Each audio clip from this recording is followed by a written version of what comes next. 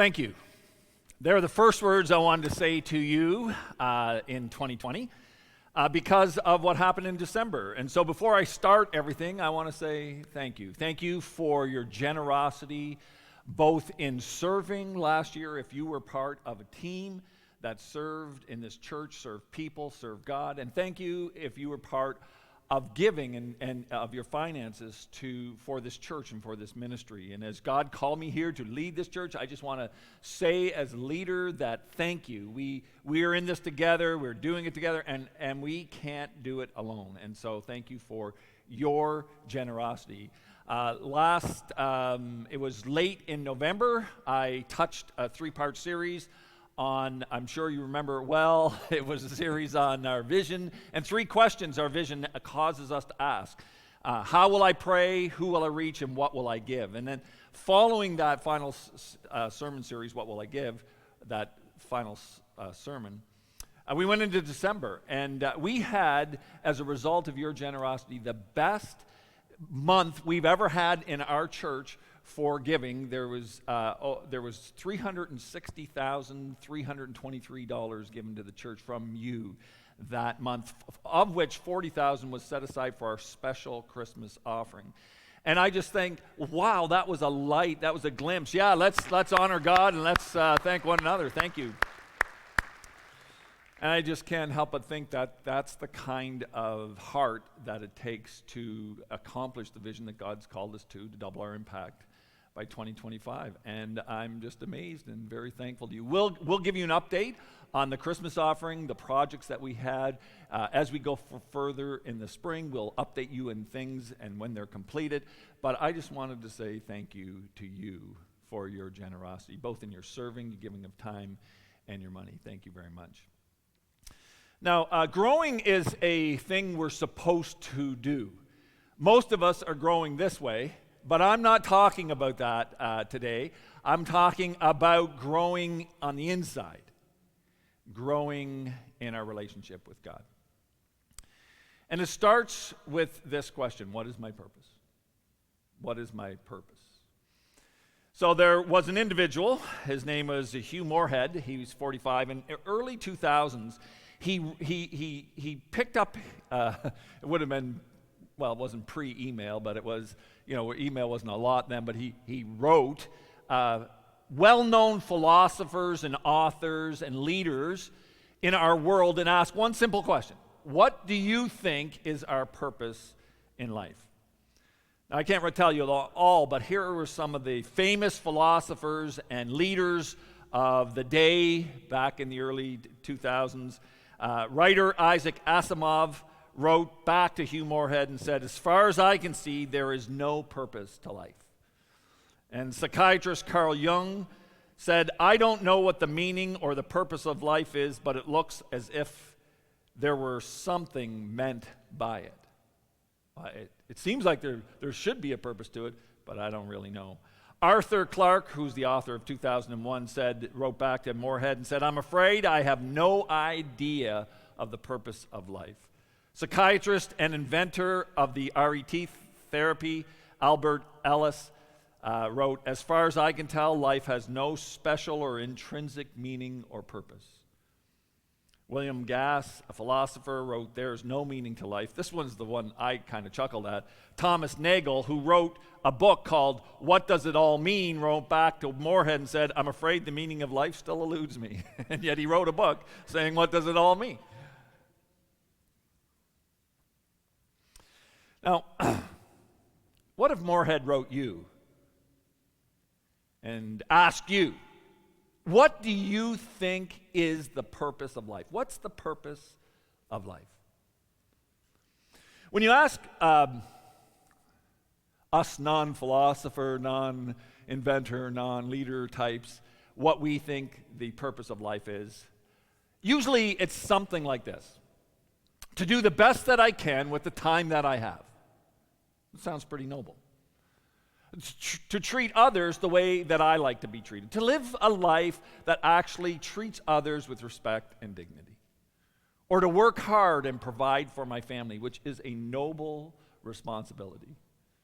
Or to contribute something to society that lasts beyond myself. We have this sense that life is bigger than me. And so the purpose of life is to contribute something that lasts beyond myself, or to be happy with the time that I have. You know, I think about life all around and all that's going on. I can't make head nor tail of it. But if I'm just happy with the time I have, that's the purpose that I'm here for. Or some to make money so I can buy the things that I want.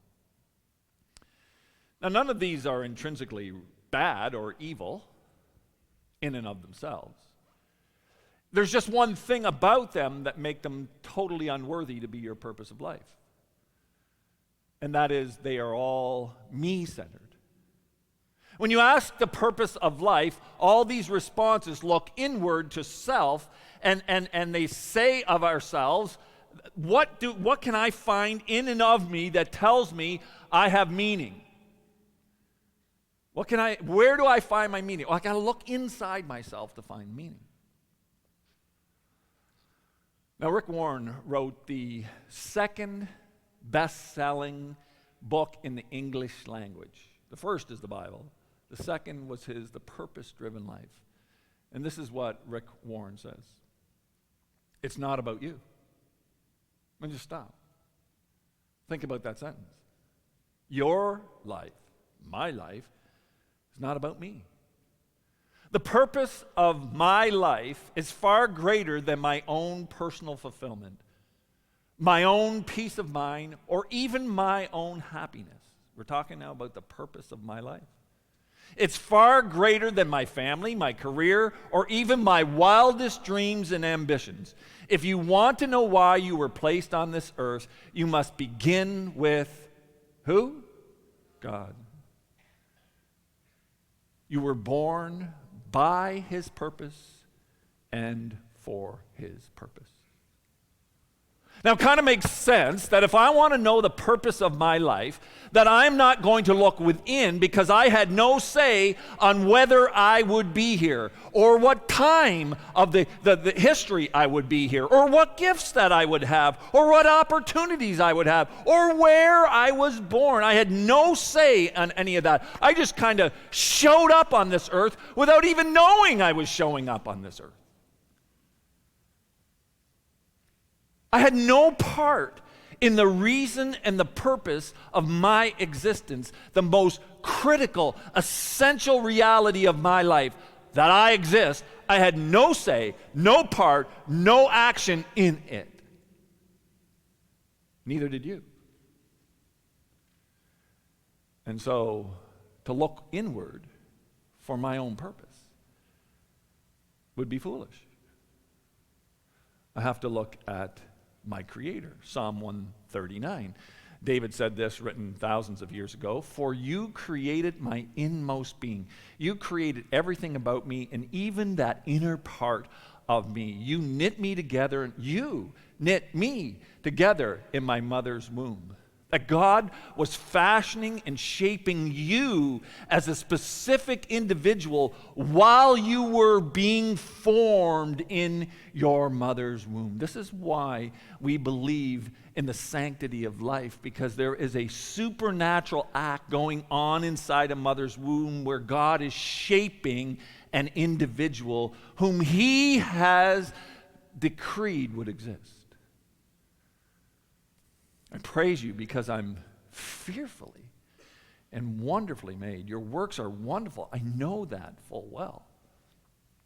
My frame was not hidden from you when I was made in the secret place. What are you going to have? Oh, I don't know. It might be a boy, it might be a girl.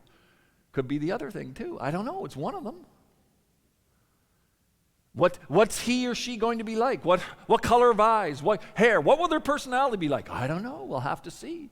And God says, and David, while he's writing, says, you knew all of that in the secret place. While I was in the womb of my mother, you were determining all of that. You saw my eyes. Your eyes saw my unformed body. All my days were ordained for me, were written in your book before I was even born, before I came to be. So God was fashioning and molding and shaping you. Not just that you would be, one of a line of, millions and billions of people that would show up on earth. You'd be, created through the natural processes of procreation. David is saying that you knew me as an individual. You formed and shaped me supernaturally in the womb because you have a purpose for me. We were created by God's purpose and for God's purpose. Paul picks the same thing up when we, in Ephesians chapter 2, if I could have Ephesians chapter 2, for it's by grace that you have been saved through faith. It's not of yourselves, it's a gift of God, not of works, that no one can boast. Now why? Why did God, by his grace, reach out and draw broken and rebellious and sinful people back to himself?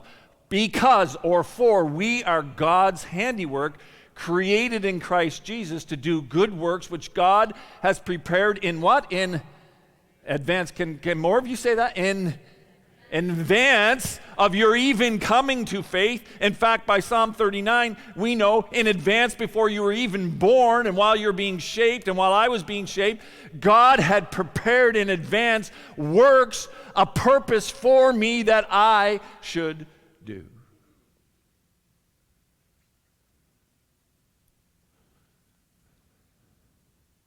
You are not an accident. You just may not know your purpose. And in order to grow, we must first understand why we are here. And to understand that purpose, we must first look to God. Now let me ask this question, because if you're not asking it yet, if you think about this sermon, you will eventually ask this question, well, so what? So what? Why would I know my purpose? So who cares if I know my purpose? Well, let's just take an event or an experience that probably most of us have had called a buffet line. If you've been to the Mandarin, you know that's the buffet of all buffets, right? But if you have never been to the Mandarin, I am sure at some time at a family gathering or a restaurant, you went to a buffet at some time. And you took your plate and you went up to the buffet. And what did you put on your plate? Well, food. Yes, you put food on there. But why did you put the foods you put on your plate? Normally because they are foods that we like or we feel like at that time.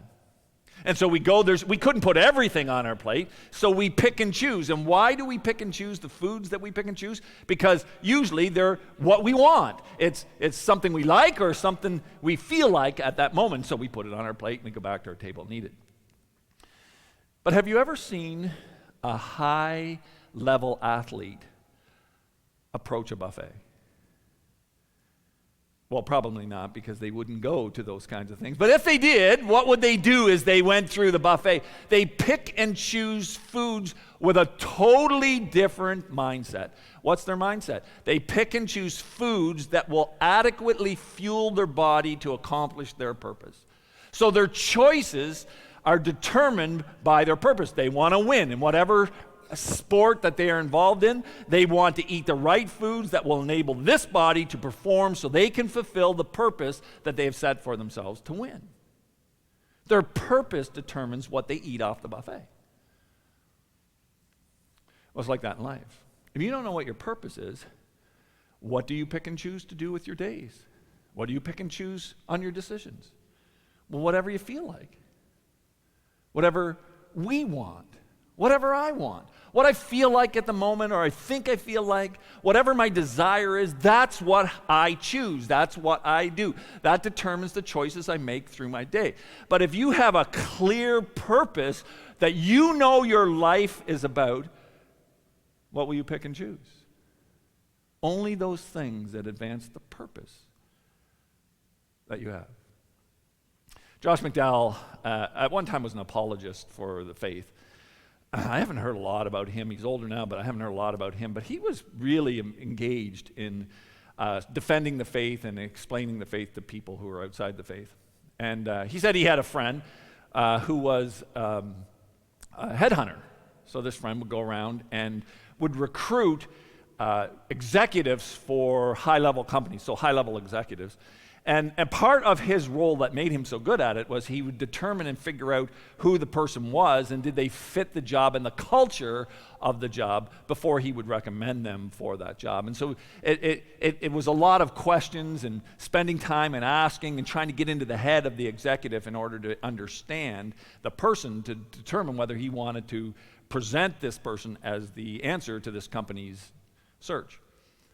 And one of his favorite things he said he would love to do, he'd take a potential executive out for lunch, or he'd go to the person's office, and then he'd take off his jacket and start talking and talk about, hockey or football. Probably never talked about hockey. Talk about football or basketball or whatever, and family. And he got to intentionally take his coat off, loosen his tie, buy a few drinks. They'd all have a nice time. They'd be relaxing. And when he felt that individual was totally relaxed and engaged in just a personal conversation, he would take his feet off the table or off the chair or lean forward, and he would ask, "What do you think the purpose of life is?"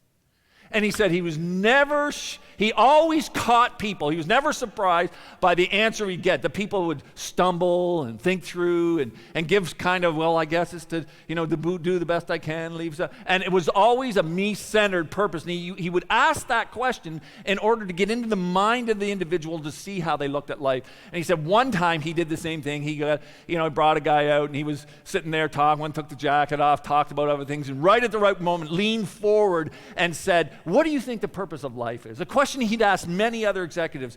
And without hesitation, the executive shot back to him and said, to know Jesus and take as many people I can to heaven. He said, I was stunned. The clarity of the purpose he had for his life enabled him to determine what decisions he would make each day.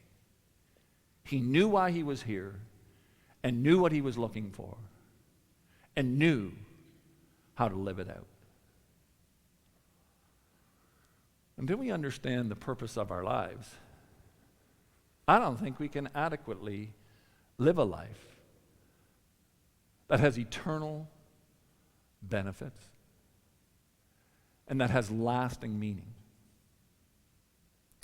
Now, did Jesus talk at all about this? Yes, Jesus talked a lot about it, and he'd say it in different ways.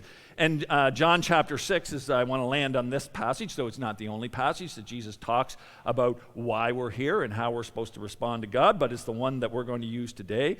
And in John chapter 6, verse 12, I'm just going to pick a verse out of the middle of this story. It's the story of feeding of 5,000. So they're gathered around Jesus, they're out, he's teaching, and they don't have any food, and so his disciples around him said, what are we going to do? And he says, have them sit down, and then there's just a little bit of food left that they get from an individual, and he feeds them, all 5,000, and it says in the text, 5,000 men, so that means their wives and their children were probably with them, so it was far more than 5,000 people Jesus feeds from one lunch. And right in the middle of the story, it says, when they had all had enough to eat, he said to his disciples, gather the pieces that are left over, let nothing be wasted. And so they gathered them and filled 12 baskets with the pieces of 5 barley loaves left over by those who had eaten. So not only did he feed the 5,000 plus people, but there was food left over. And it was a lesson for them, for the people and for his disciples. Well, the next day, Jesus gets in a boat and they head off. Actually that night he heads across the lake, the Sea of Galilee, and the people wake up and Jesus isn't there, and so they go to find him. And then in verse 25 it said, when they found him on the other side of the lake, these people that followed him said, Rabbi, when did you get here? And Jesus answers, he doesn't answer their question. He says, very truly, I tell you, you are looking for me, not because you saw the signs I performed, because you ate loaves and had your fill. Do not work for food that spoils, but for food that endures to eternal life, which the Son of Man will give you, for on him God the Father has placed his seal of approval.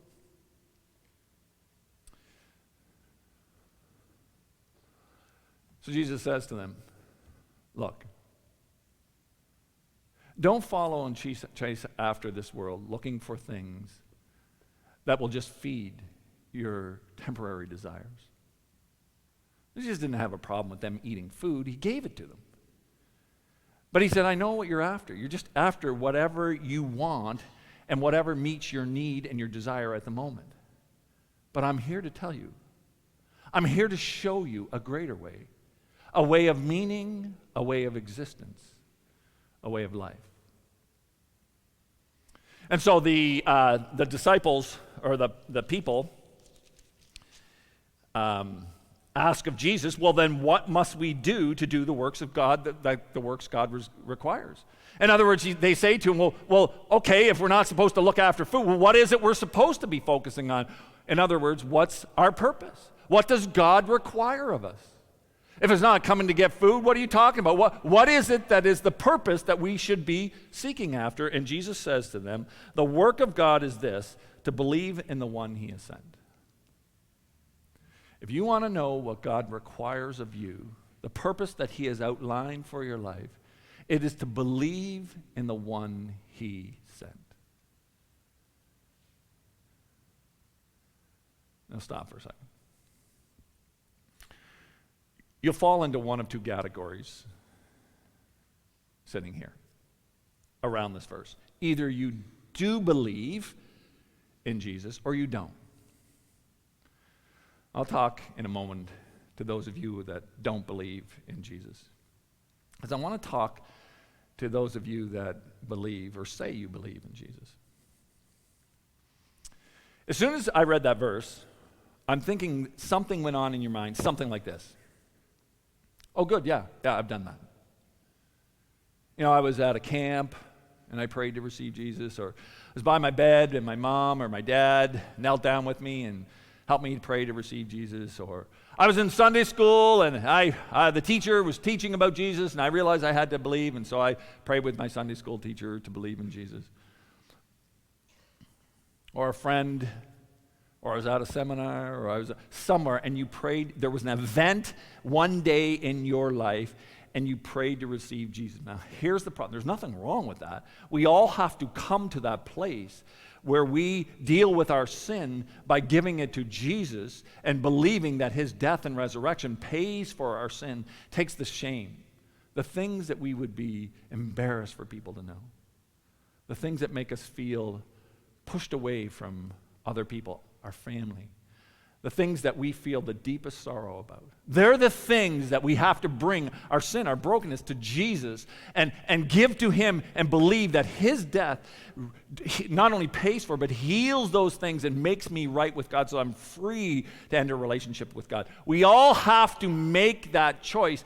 But here's the problem I have, is that too many of us check that off the list and think that just praying that is all that Jesus means when he said what's required of you is to believe in the one he sent. Because when he says believe, he doesn't mean mental assent. He doesn't mean just believe some facts about Jesus. He means you believe, you give and surrender your life to follow Jesus. It's like this. I have lost count of the number of weddings I've done. But in every wedding, there's a point at which I turn to the man and say, do you take whatever her name is, to be your lawfully wedded wife? And he says, I've never had anybody say no. It'd be kind of awkward. I should be prepared for that because, no. I wouldn't know what to say. I guess I would pick him up when she was done hitting him. I think that's probably, I'd break up the fight. But he always says, yes, I do. And then I turn to her and I say, do you take, to be your lawfully wedded husband? And she always says, I do.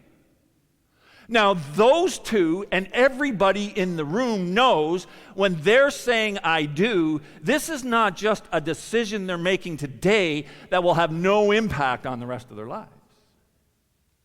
They are saying I do because they are committing their lives to one another, to a special, intimate relationship between only the two of them until death do us part. And when Jesus says, the work of God is this, to believe in the one he has sent, Belief here doesn't mean a mental assent. Oh yeah, I believe Jesus was who he said he was. It includes that, of course.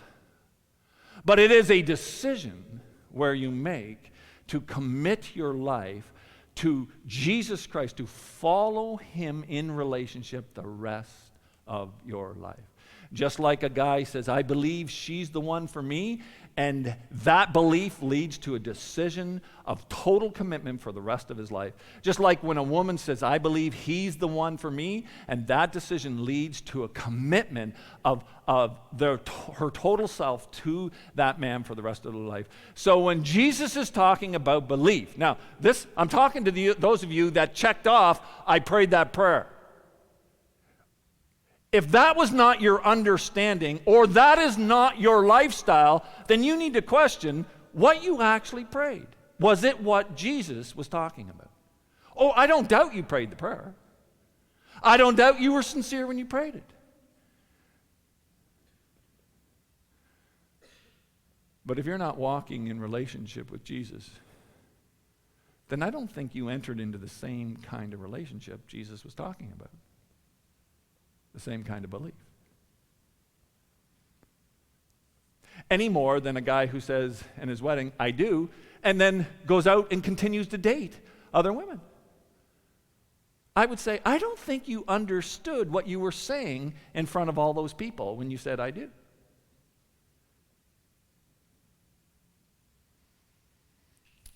And so the work of God, the purpose, is for us to enter into belief, believing that Jesus and his death on the cross reconciles me to God. And I say, I want that life. I want him.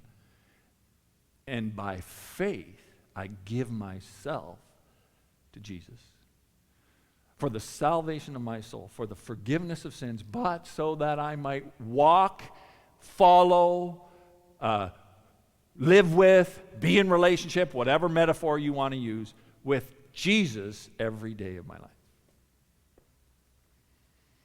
That's your purpose. That's your purpose. Is to believe in Jesus. Now let's go back to that Mandarin metaphor. In the buffet of life, if you're a follower of Jesus, and your purpose is to walk with Jesus in this life, then the choices you make from the buffet of life will be those that honor and respect and obey Jesus. Just like when you said I do at an altar, if you're married, because not everybody's married, but if you were married and you said I do, the choices you make are to honor, respect, and give dignity to the spouse you said I'm committed to live with. And so with Jesus. If your purpose is to believe in him, to follow him, to walk with Jesus, to be surrendered to him and live your life and honor him, then every choice you make each day, every word that comes out of your mouth, everything your eyes looks at, every desire your heart sets itself upon, every action you take is to be lived in a way that honors and glorifies Jesus.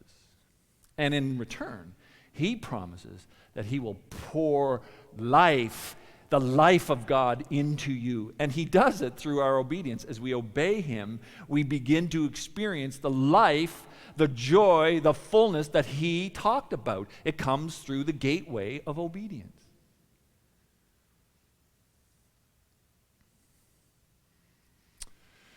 So, well, how do I know how to live for Jesus?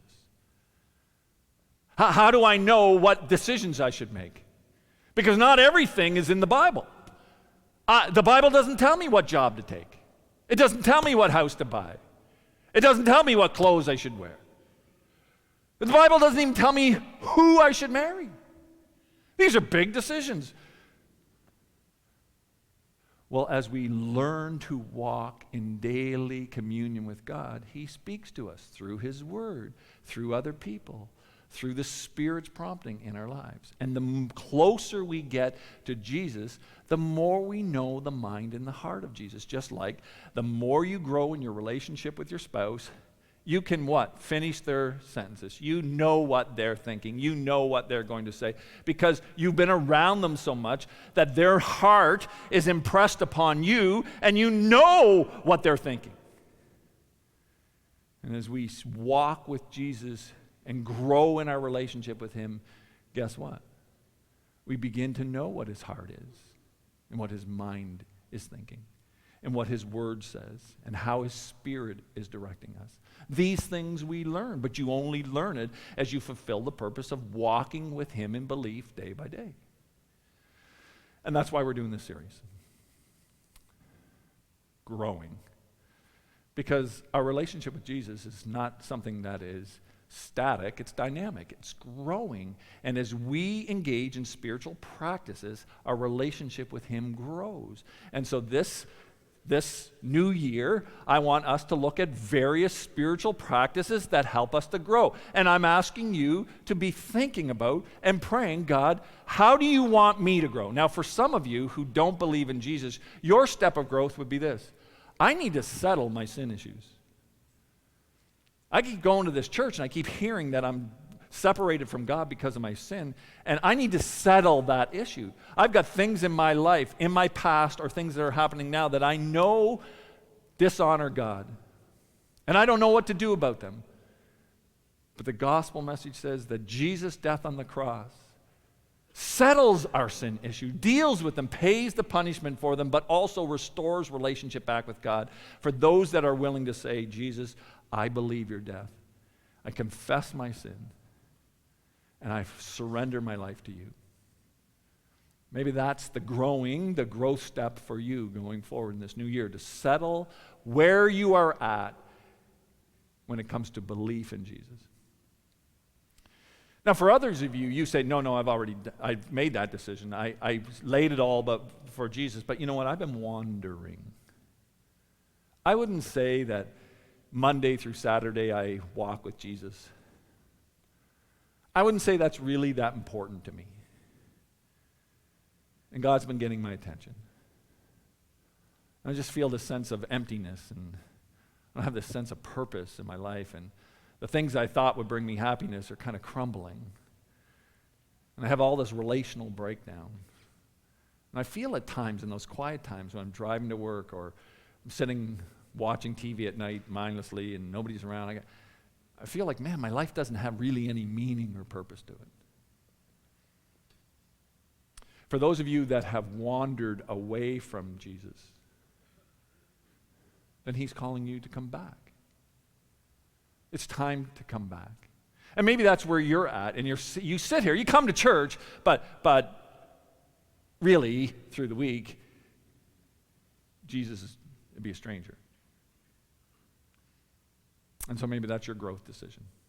I need to settle whether I'm going to walk with Jesus or not. I need to get back to some things that will help me to deal with issues in my life and follow him and live for him. I need to get back to him because I've been wandering, and that's your growth decision over these next few weeks. And then there are those of you here that walk with Jesus. I mean, you got a vibrant relationship with Jesus. You walk with him, you come and worship, and then Monday you're walking with him, Tuesday you're walking with him, you're praying about your family, you're praying about your job, you're praying about the issues that you face. You're trying to walk with Jesus. Some of those issues are settled in a week, some take 10 years, but you keep walking with him and through those issues and dealing with sin in your life. You're going to things like freedom sessions. Now, I can't recommend that highly enough, to deal with those issues that cause you the pain. That's what that's about. And you've been through freedom sessions, or you want to go through, and you're walking with him, and you're saying, I just want to be honest with God. I want to walk with him. And my encouragement to you is keep it up, but ask, well, how do I go deeper? We've never arrived, any of us. And so how do I go deeper with God? How do I walk with Jesus in a deeper way? So which one of those three are you? I have to settle the sin issue. I've settled it, but I've been wandering. or I'm walking with Jesus and I want to go deeper. Over the next few weeks, that's what this series, Growing, will be about. But it all depends on one thing. God will speak, but will you listen? Would you bow your head with me? Every communion, we have our elders and their wives, if they're available, to come and pray for those that would want to come. And so at the end of the service, we'll have our elders up front, and they'll be here for prayer. And if God is speaking to you, or you want to just pray over an issue with God, with somebody else, then feel free to come. If there's issues you need healing for in your life, whether physical or emotional or spiritual, you can pray for those as well. And here's 3 things to consider. Do you need to settle that sin issue in your life? Do you need to come back because you're wandering, or do you want to grow deeper? They're the kinds of things that we commit to prayer with others. And so if God is prompting you, then feel free to come and pray. But even if you don't want to come and pray, you walk out of here, you still have to answer one of those questions. So I want to pray. Lord Jesus, the work for us is to believe in the one that the Father has sent, and you are that one. To enter into relationship with you, believing that your death on the cross is the basis of our reconciliation with our Father, and becomes the foundation that we build relationship on with you. And so as we enter into this new year, and we enter into the idea of growing spiritually, I want to ask that you would speak very clearly to us, not just here in services, but when we go to work, or we are at home working, or we go to school tomorrow, and then Tuesday, and through the week, and then through this month, that your Spirit will be speaking to us about how you want us to grow. Would you make clear to us the steps that you're calling us to make? Would you open our hearts so that we'll turn toward you and be open and willing and submissive and teachable to you? Would you help solve those doubts that we have that just strangle us, the sin that keeps holding us back? Will we step into the light with you? Will we trust you and trust you to bring us through those things that seem so formidable to us? And may our lives, may you teach us to walk with you in belief day by day, in obedience and in love for you. And then you reveal to us the things you call us to do and the things you call us away from. That our lives will be filled with the purpose of knowing you and obeying you, and therefore fulfilling the purpose you had for us as we walk in obedience. I pray this over this body, these people, so that Jesus will be lifted up, exalted, and honored.